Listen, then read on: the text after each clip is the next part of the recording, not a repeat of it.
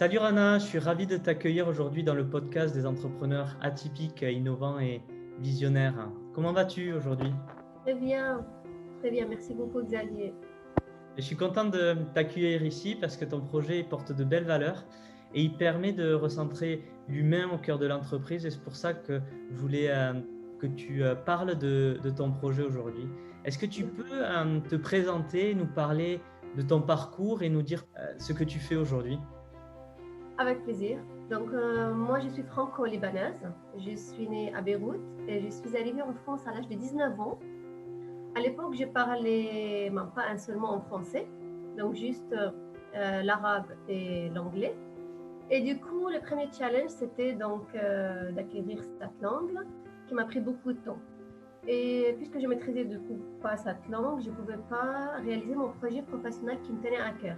Donc mon projet professionnel, il est tombé dans le domaine de l'inaccessible et l'impossible, et donc dans le domaine des rêves. Parce que ça me tenait à cœur. Si ça ne me tenait pas à cœur, ça est tombé dans le domaine de l'oubliette. Et c'était quoi à l'époque ce... C'était de travailler dans la publicité. D'accord. Voilà. Et j'étais passionnée par ça. Et du coup, à l'âge de 27 ans, j'étais assistante technique. Et du coup, en faisant donc ce job plusieurs mois, au bout d'un moment, je me suis posé la question, Rana, tu ne peux pas faire ce travail toute ta vie. Et je me suis posé la bonne question, Rana, qu'est-ce que tu peux faire toute ta vie? Et là, l'amour de la publicité m'est revenu, même en l'ayant mise de côté, carrément oublié, 8 ans presque. Et du coup, j'ai repris mes études à l'âge de 27 ans pour réaliser donc mon rêve et non pas mon projet professionnel, parce que comme on vient de dire que mon projet professionnel est devenu mon rêve. Et j'ai fait bac plus 3 communication.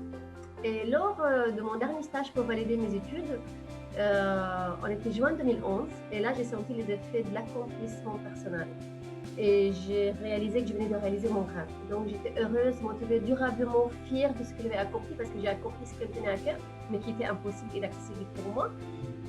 Du coup, ça m'a donné confiance en mes capacités, puisque j'ai réalisé l'impossible.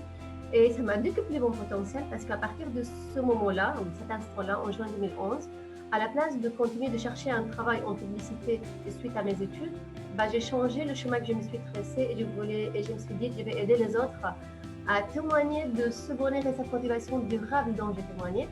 Et du coup, je voulais aider les autres à réaliser leurs rêves et j'ai choisi les entreprises possibles et j'ai tourné les rêves comme innovation managériale et ressources humaines. Et comme ça, le retour sur investissement, en fait, c'est pour les entreprises. Donc, les entreprises sensibilisent les salariés à leurs propres rêves et du coup, le retour sur investissement, c'est pour les entreprises. Aujourd'hui, comment ça se matérialise ton projet? Donc, 9 ans après, j'ai fait une vingtaine de prestations. En fait, comment faire entrer le rêve à l'entreprise? Donc, on peut faire via des talks, des discussions de groupe autour du thème, conférences. Mais moi, j'aime l'action.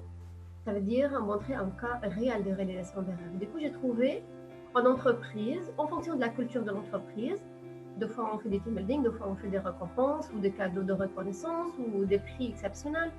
Donc, peu importe l'occasion, je personnalise donc ce cadeau de reconnaissance ou ce team building en fonction des rêves des salariés concernés. Et du coup, on en profite de cette occasion pour sensibiliser l'ensemble des salariés à leurs rêves, en communiquant en interne, en faisant de la com en interne. Et les salariés qui seront présents lors de la remise du cadeau de reconnaissance personnalisée, ils vont pouvoir aussi se dire, tiens, et cette année, donc, la récompense ou le cadeau ou les prix, ça a été personnalisé en fonction du rêve de notre collaborateur ou de cette équipe. Alors moi, quels sont mes rêves? Ça veut dire qu'ils pourront se projeter pour eux, pour les prochaines occasions, les prochaines remises des prix ou de récompenses ou de cadeaux de reconnaissance. Et voilà, ça permet juste de se poser la question, et nous, quels sont nos rêves? Et c'est ça l'objectif. Voilà, que les salariés se posent la question, quels sont nos rêves? Et par rapport aux discussions que tu as eues avec différents managers, dirigeants, chefs d'entreprise ou même salariés, quel est l'impact en fait par la suite ou même dans le processus que ces salariés commencent à réfléchir à leurs rêves et peut-être se disent qu'ils vont pouvoir accomplir leurs rêves grâce à ce que tu offres?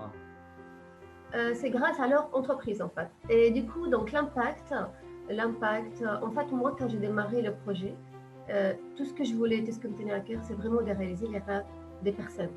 Et en l'occurrence, les salariés, parce que j'ai choisi les cibles des entreprises. Mais il fallait trouver des arguments de vente. C'est-à-dire, moi, je n'ai pas de connaissances en ressources humaines, ni en management, ni même en entrepreneuriat. Du coup, pendant les premières 4 années, j'ai échangé avec les dirigeants, les chefs d'entreprise, les managers et même les salariés pour avoir une idée de leur rêve, si je suis crédible pour apporter une solution. Donc, j'ai fait cette étude de marché qui a duré 4 ans. 4 ans jusqu'à ce que j'ai trouvé mon premier client, en fait. Voilà. Et du coup, c'est eux qui m'ont donné des arguments de vente. Ça veut dire, en échangeant avec les dirigeants, les managers, voilà, ils m'ont éclairé sur qu'est-ce que ce concept va les apporter ou peut apporter à l'entreprise, même s'ils n'ont pas fait le pas à l'époque pour faire appel à mon concept. Mais voilà, et il y a en fait ce concept durable dans l'entreprise, ça amène beaucoup de points positifs que moi j'ignorais, mais que j'ai pu donc avoir lors de ces échanges avec ces dirigeants. Après, l'impact, donc voilà, c'est de rassembler ces salariés autour des valeurs communes qui sont les rêves. Tout le monde a des rêves. Voilà, donc du coup, ça permet aussi de la reconnaissance en entreprise parce que chaque salarié a ses propres rêves et souhaits. Voilà, c'est de la reconnaissance. Après, ça permet de gérer et développer son capital humain et émotionnel dans l'entreprise. Ça permet de fédérer, attirer les meilleurs talents aussi et même de relever leurs talents. Révéler leurs talents. Révéler leurs talents, voilà. peut-être l'innovation. Et voilà, et du coup, l'entreprise qui utilise les rêves dans sa stratégie et qui sensibilise les salariés à leurs propres rêves, du coup, va avoir l'image d'une entreprise innovante, sociale, décalée, humaine, qui va attirer donc du coup les meilleurs talents. Tu as créé comme un rêve, tu permets à des entreprises comme ça de remettre l'humain au centre de l'entreprise. Pour revenir à toi, quel a été le challenge dans cette histoire entrepreneuriale pour devenir entrepreneur et accomplir ce rêve? Parce que j'aime bien en fait dans mes interviews parler de aussi la face immergée de l'iceberg. Quels ont été les challenges pour mettre à jour ce projet? D'abord, moi je m'attaque à réaliser des rêves. Ma promesse, c'est de réaliser les rêves des salariés. Après, je ne le dis pas comme ça. En fait, je le dis, je personnalise les cadeaux de reconnaissance en fonction des rêves des salariés. Donc, ça peut être réaliser le rêve jusqu'au bout, si on peut le réaliser d'un jour au lendemain. Ça peut être permettre aux salariés de faire le premier pas vers son rêve s'il s'agit d'un rêve où on peut le réaliser qu'à partir d'un travail à long terme. Du coup, on permet aux salariés de faire le premier pas. J'ai des exemples. Et après, si le rêve il est de domaine de l'impossible de nos jours, du coup, de vivre en fait, l'idée c'est de permettre aux salariés de vivre l'expérience qui s'approche le plus de nos jours à ce rêve. Et si ce n'est pas le rêve, il y a des souhaits, les salariés vont exprimer des souhaits, des expériences inédites qu'il aimerait vivre, des métiers qu'il aimerait découvrir, des personnalités qu'il aimerait rencontrer, et des destinations touristiques et ses passions. Voilà. Donc c'est un tout. Voilà. Le salarié exprime plusieurs choses sur lui.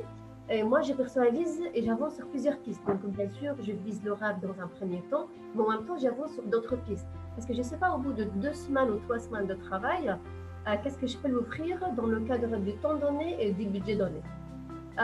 Du coup, c'est la seule prise même pour moi parce que je ne sais pas qu'est-ce que ça sera le résultat de mon travail et de cette partie de recherche. Et du coup, les challenges, on va croire dans un premier temps, c'est de réaliser les rêves parce que j'ai cru pour moi d'abord, c'était de réaliser les rêves, c'est le plus gros challenge, mais ce n'est pas ça le plus gros challenge. Le plus gros challenge, c'est de convaincre les entreprises à s'intéresser aux rêves de leurs salariés, de trouver mes premiers clients. Mon premier client, du coup, j'ai dû récolter en fait entre 600 et 700 cartes de visite sur moi, rajouter 1000 personnes sur LinkedIn avant de signer un premier contrat et avoir la confiance d'une structure. Voilà. Et du coup, c'était ça le plus gros challenge, de tenir bout jusqu'à la concrétisation de mon projet. Et une fois que j'ai concrétisé ce projet, bah, la seule prise que c'est moi qui a été heureuse, plus heureuse peut-être que celui qui réalise son rêve. Peut-être cette qualité que tu as de résilience, de faire face à la difficulté, Détermination, ouais. Ta détermination qui t'a permis comme ça d'aller au bout de ton rêve en fait de créer cette entreprise. Oui, parce que moi, mon entreprise, c'était pas mon rêve. Parce que mon rêve, je l'ai déjà réalisé. C'était un projet. Mais il est failli tomber dans le domaine des rêves si j'avais pas trouvé un premier client pour concrétiser mon projet. Donc, à deux doigts, ça a failli être un rêve parce que j'allais être barrée des listes des autres entrepreneurs, des entreprises. J'allais être barrée parce que je déclarais pas de chiffre d'affaires pendant 2 ans en tant qu'entreprise. Et du coup, au bout d'un moment, on est barré de la liste des entreprises si on ne déclare pas un chiffre d'affaires pendant 4 mois. Et à la dernière minute, j'ai appris ça et c'est ça qui a fait que la solidarité, ça veut dire des gens qui m'ont mis en contact avec d'autres personnes afin justement de concrétiser mon projet avant que je sois barrée des entreprises. Et c'est là, ça fait la magie de la solidarité.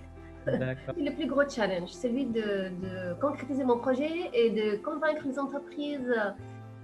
Ils sont convaincus, c'est juste pour qu'ils fassent le pas. Ça, c'est le plus gros challenge. Mais après, il y a plein d'autres challenges pour moi parce que déjà, je maîtrise, ça veut dire la langue française, c'est toujours et jusqu'à aujourd'hui, pour moi, c'est un frein. Alors quoi, il y en a avant. Ça veut dire un frein, ça veut dire je ne m'exprime pas correctement comme n'importe quelle autre personne. Maintenant, oui, je maîtrise parce qu'après avant de travailler sur mon projet, oui, mais au départ, ce n'était pas le cas. Donc, c'était beaucoup de difficultés en français aussi, rédaction de texte. Voilà, donc exprimer ce qui est au fond de moi et le rédiger sous forme correcte en français. Voilà, donc ça, c'était un challenge. Et après, troisième challenge, donc je ne connaissais rien en entrepreneuriat. J'ai démarré avec 0 budget euro, je n'ai pas gagné de subvention. Et le seul concours que j'ai gagné, c'est avec Objective Up de la Tribune. Et j'ai gagné le mentorat donc d'une belle personne dans la politique, qui travaille dans la politique, mais qui a beaucoup de connaissances en communication, d'où il était mon mentor pendant 1 an. Et encore un autre challenge, que j'ai 3 enfants. Du coup, je devais réussir ce projet tout en étant, comment dire, ici à Toulouse. Parce que c'est un projet qui a un message national, voire international.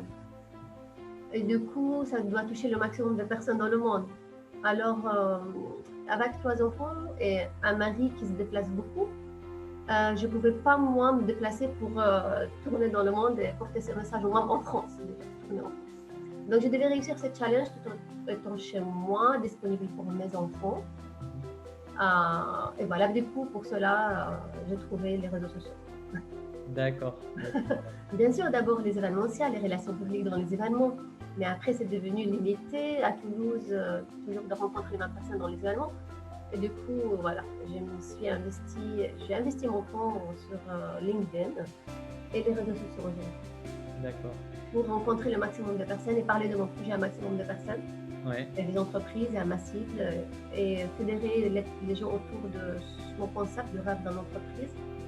Et donner de la visibilité. Et quel type d'entreprise en fait font appel à toi? Ok, donc au moins ma cible, c'est les grandes entreprises pour sensibiliser le maximum de salariés, c'est mon objectif. Okay, c'est quoi pour toi grande entreprise? Une grande, ça veut dire, allez, on peut dire plus que 500 personnes, je considère comme une grande entreprise. Après, mes premiers clients, ce n'étaient pas des grandes entreprises. C'était donc une association d'abord, l'association des directeurs financiers de Midi-Pyrénées. On a collaboré ensemble 3 années de suite. Après, c'était un hôtel de 50 salariés. Et là, on a collaboré 2 fois avec le Radisson Blu Hotel Toulouse et une fois le Radisson Blu Hotel Lyon. Et après, c'était TCO. C'était les salariés de TCO qui ont fait appel à moi pour personnaliser le cadeau de départ à la retraite de leurs collaborateurs, qui a passé 33 ans au sein de TCO. Donc là, c'était l'échange avec les salariés et non pas avec l'entreprise. Voilà, ils ont fait une cagnotte. Et après, là est venu pour la première fois une grande entreprise. C'était une entreprise dans le domaine de la finance. On s'est mis d'accord de ne pas dévoiler le nom d'entreprise, c'est leur volonté, parce qu'ils font ça que pour leurs salariés, ils ne veulent pas en communiquer dessus. Et du coup, donc là, on a sensibilisé 1300 salariés à leur rêve, à l'occasion des remises de prix qui récompensent du coup, cette année en l'occurrence quand on a collaboré ensemble, qui récompensaient par le rêve les meilleures innovations en interne ou le meilleur projet en interne. Voilà, et là, on a fait 4 récompenses, 2 récompenses d'équipe et 2 récompenses individuelles qu'on a personnalisées en fonction des rêves des salariés et équipes concernées. Et à cette occasion, on a sensibilisé les 1300 salariés grâce à la communication en interne. Et le dernier client, c'était là, il y a un mois, c'était une clinique médicale. Saint-Exupéry, la clinique Saint-Exupéry, donc qui a fait appel à moi pour personnaliser le cadeau de part à la retraite d'une personne, d'une collaboratrice. Est-ce que tu peux expliquer en fait qu'est-ce qui est pour toi essentiel dans l'entreprise ou en termes de management qui doit se retrouver dans l'entreprise pour faire appel à toi? Donc déjà, je répète, et c'est un rappel, ça peut être sous forme de récompense ou cadeau de reconnaissance personnalisée, mais on n'est pas obligé, on s'adapte en fonction de la culture de l'entreprise, qu'est-ce qu'ils ont déjà en place, et on profite de ce eux ils ont dans leur culture pour qu'on puisse amener leur rêve dans l'entreprise. Donc voilà. Du coup, oui, en général, on fait appel à moi. Les entreprises qui font appel à moi, ce sont des entreprises qui ont déjà un bon management en interne, voilà. Et moi, je me prends pour le gâteau sur les cerises. Ça veut dire, en plus d'un bon management et de bons managers et un management humain, on peut à ce moment-là intégrer le rêve et s'intéresser au rêve des salariés.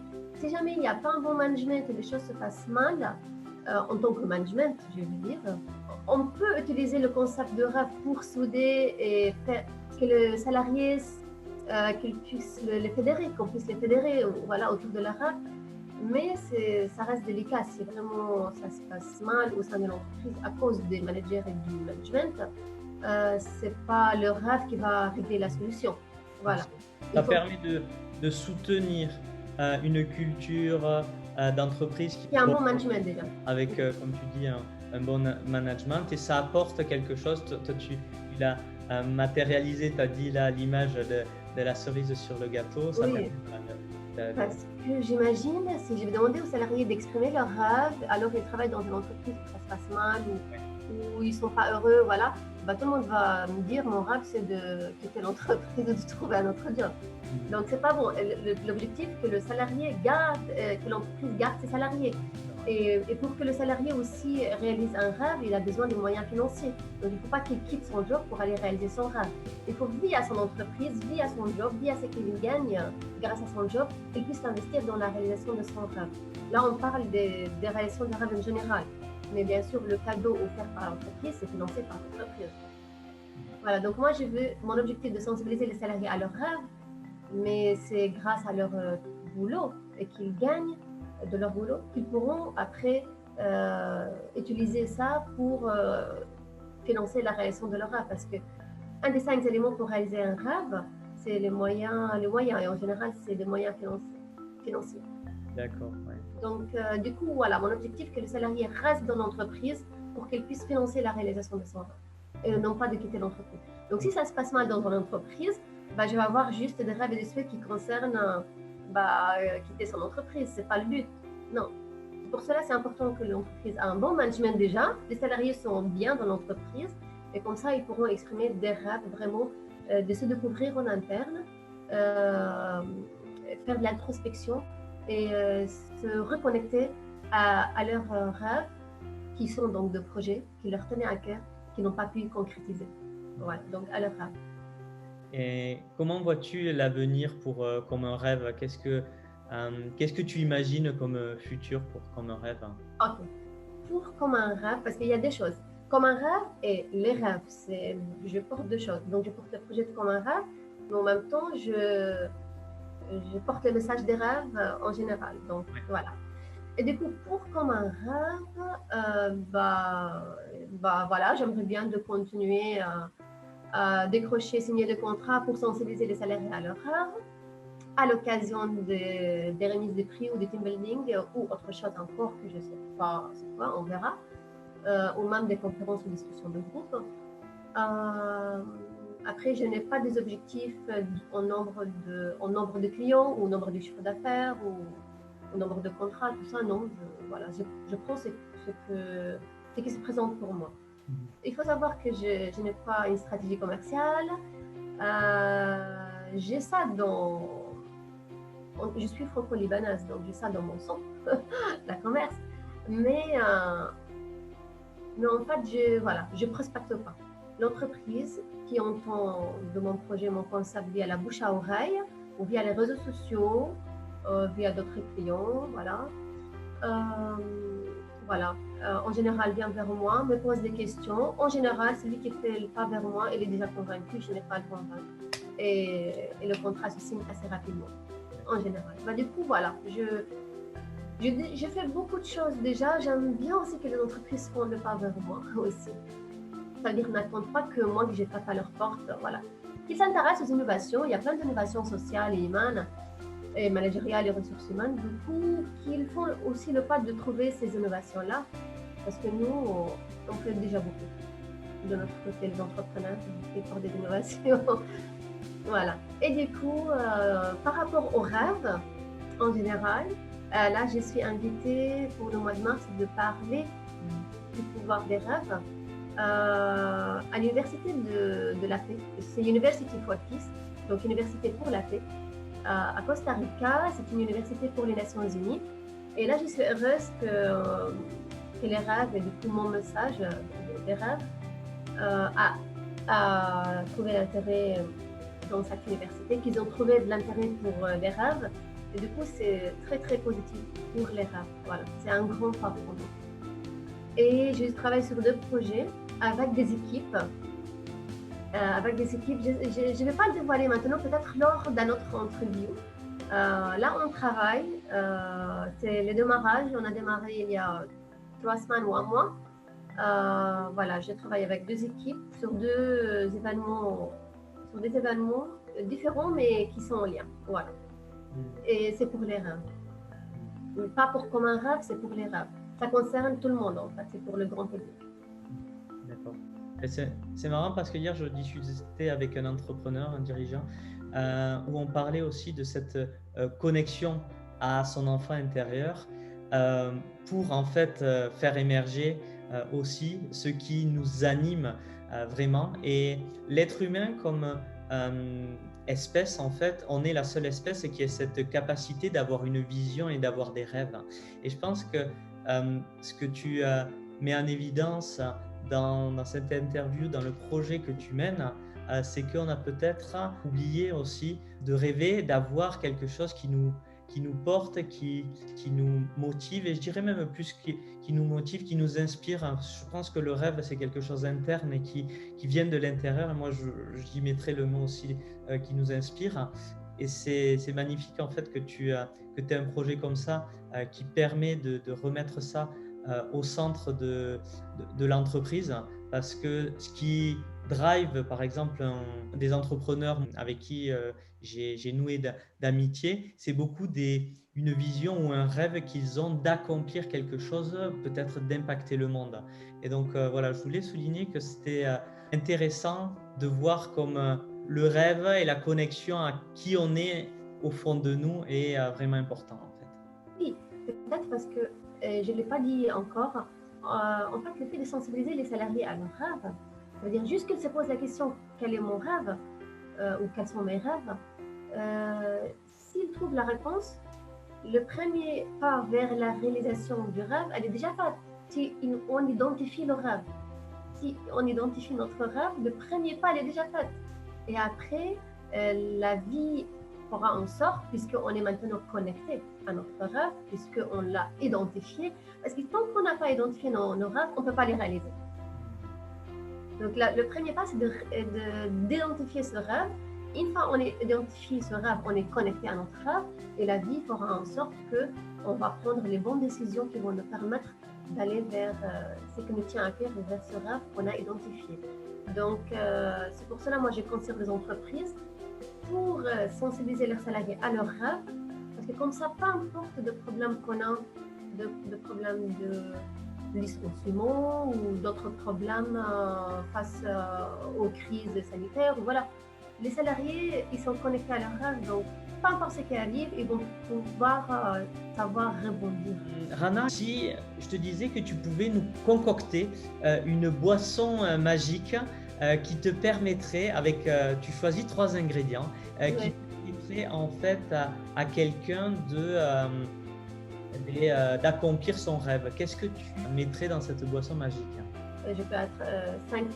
Il faut juste 3, parce que c'est 5 en général. 5. 3 pour que les gens arrivent à retenir. Bon, parce que pour réaliser un rêve, il faut 5 éléments. Donc, bon, le plus important, donc, c'est la détermination. C'est donner les moyens. Donc, les moyens, ça peut être financier, mais ça peut être autre chose. Pas que financier, hein. Et les bons contacts. Trouver le bon contact qui va nous permettre d'aller se rêve et réaliser ce rêve. Le bon contact, voilà, le bon contact qui va ouvrir la porte qu'on veut ouvrir. Donc, le bon contact ou les bons contacts. De quoi es-tu la plus fière aujourd'hui? En fait, d'être accompli, d'avoir réalisé mon rêve. Et c'est ça qui m'a amené vers le projet de Commun Rêve. Donc, fière de ce projet que je porte.